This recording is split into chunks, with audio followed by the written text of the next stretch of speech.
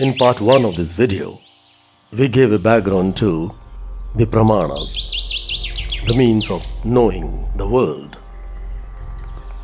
Sankhya Yoga philosophy says we gain knowledge of the world through pratyakśānumānāgamāḥ, direct sense perception, anumāna inference, and agama or shabda pramanam, verbal testimony.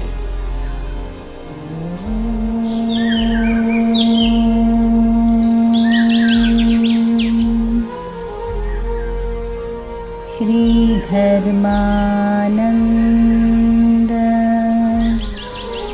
Guru Charana Kamalebhyo Namaha.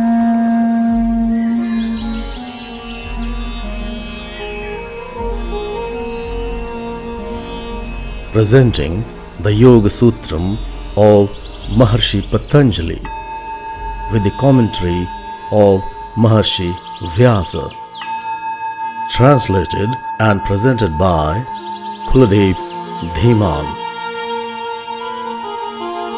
Yogena Chittasya Padena Vacha Malam Sharirasya Cha Vaidyakena Yopakarotam Pravaram Munina Patanjali Pranjaliranatosmi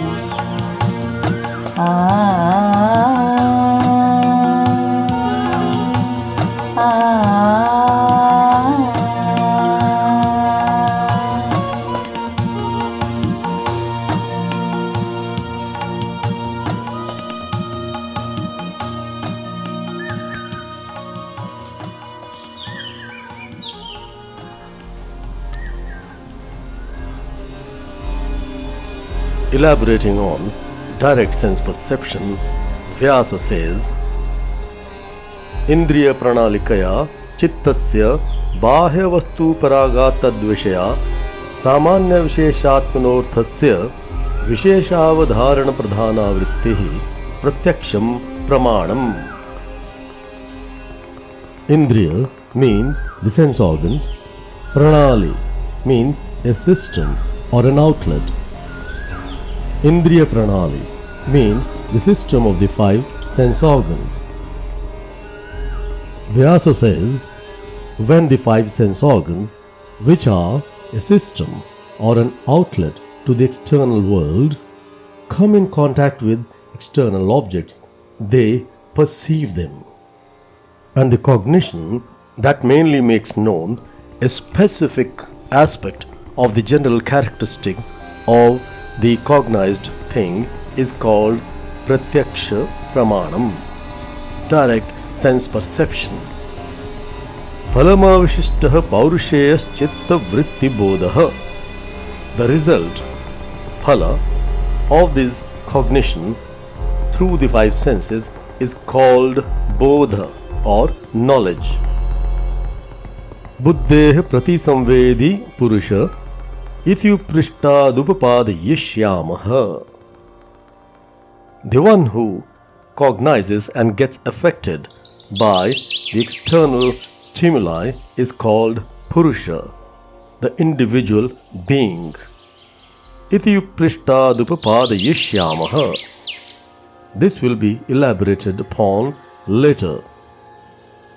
Let's try to understand what Vyasa is saying. Our 5 sense organs are windows or outlets to the external world.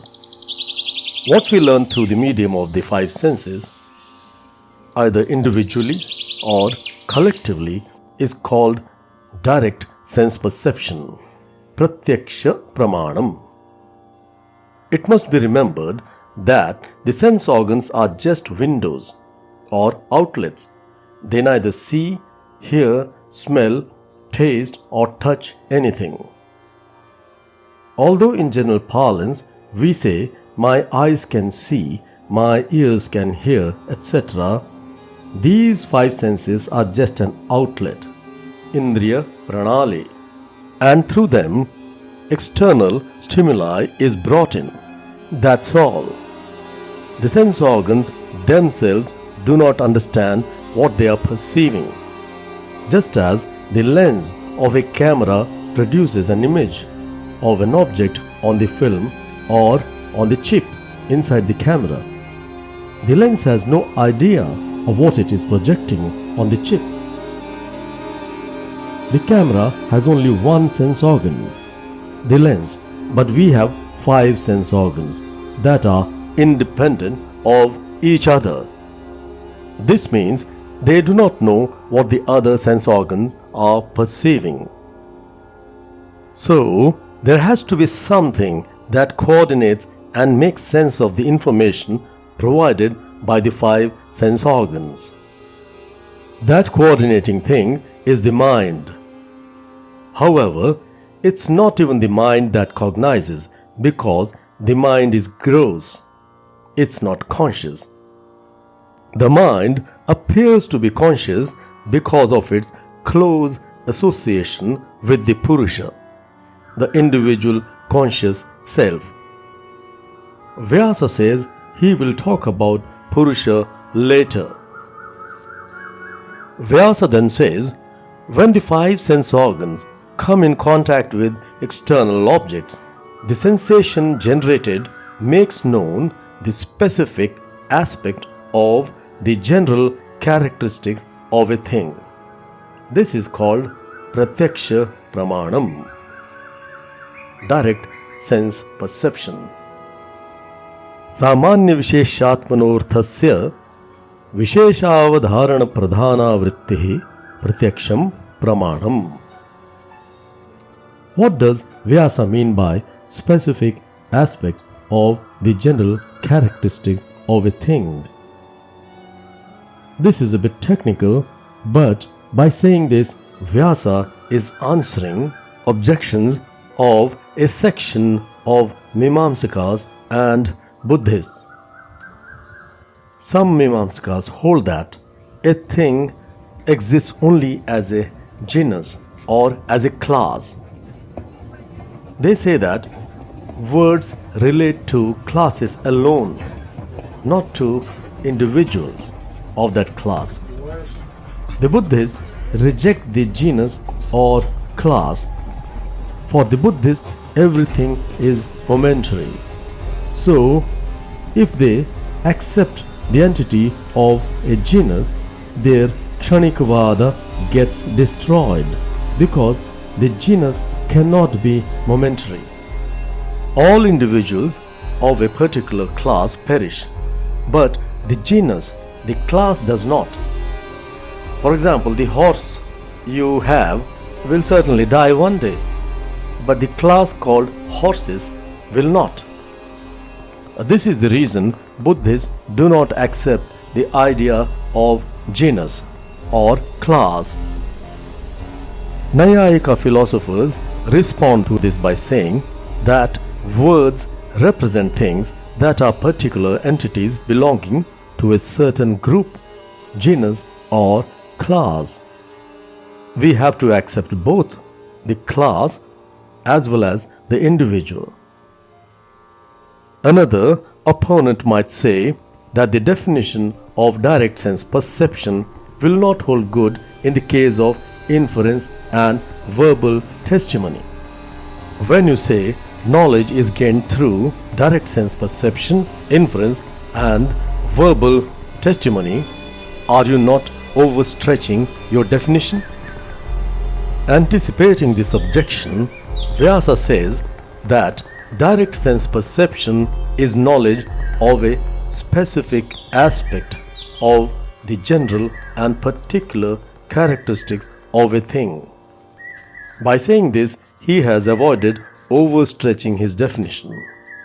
What he means is that when we cognize a thing through the senses, we mainly make a judgment about it as a particular member of its class, while in inference and verbal testimony, we gain knowledge of a thing as a class alone. For example, if we hear a barking sound outside our house, we infer that it is a dog.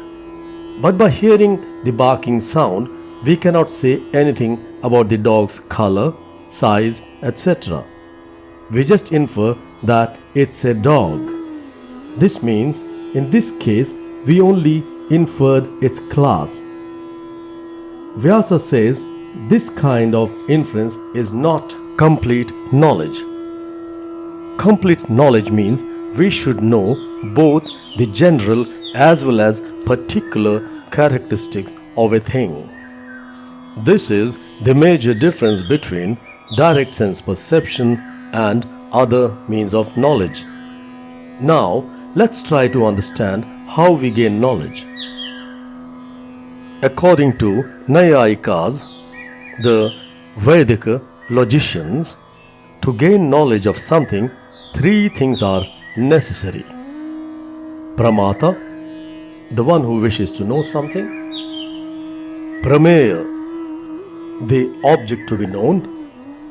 And Pramāṇa, the instrument through which the object can be known.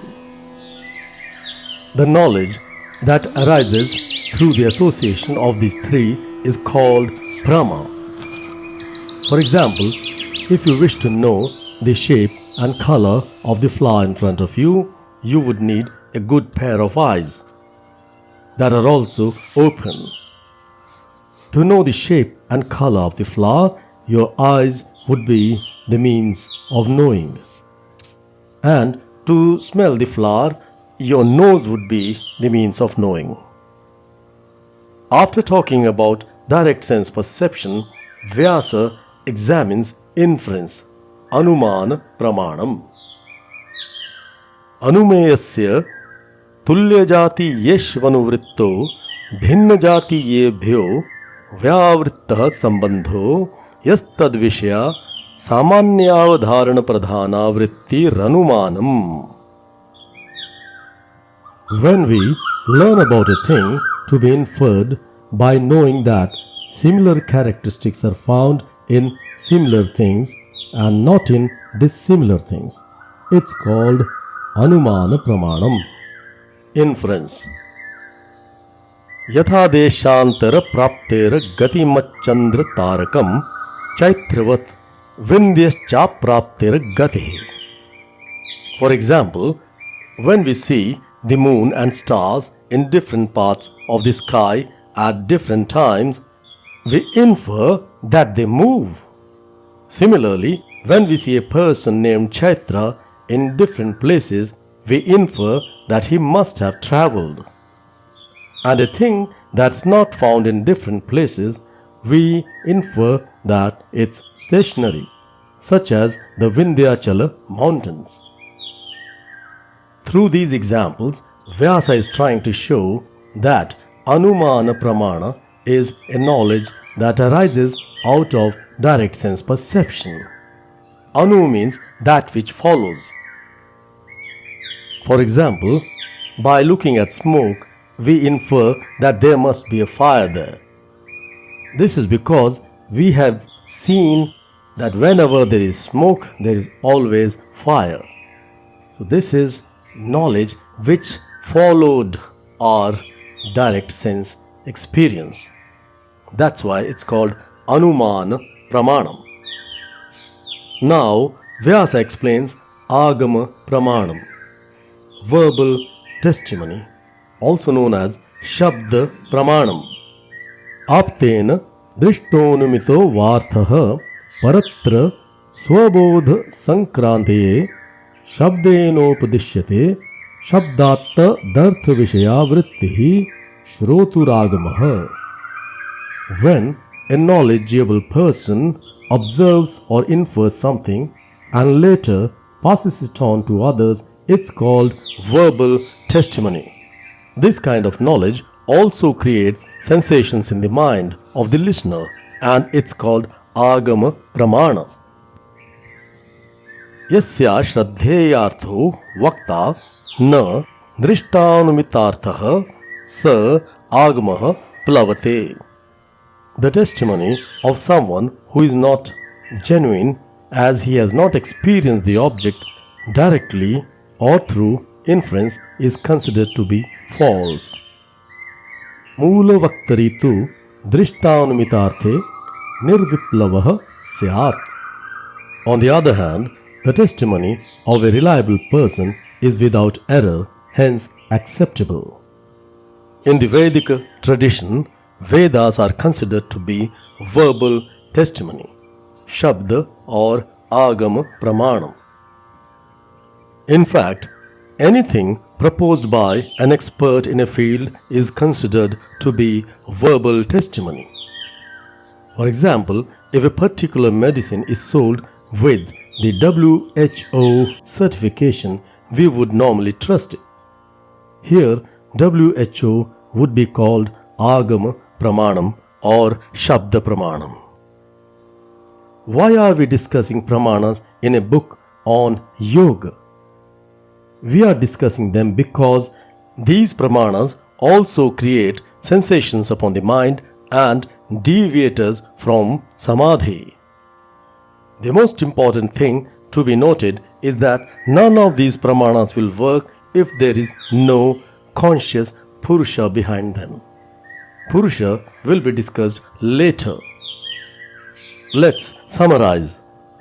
We know that there are 5 kinds of vrittis that disturb the equilibrium of our mind: Pramāṇa, Viparya, Vikalpa, Nidra and Smriti.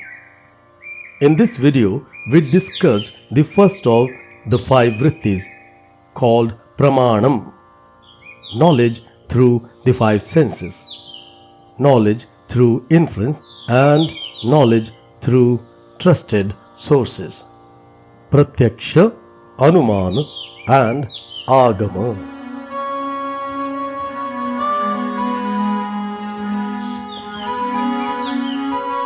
Yogena chittasya padena vācā alam sharirasya cha vaidhyakena yopakarotam pravaram munina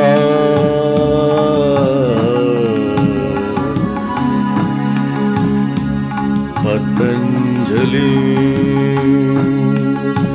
pranjalirānatosmi.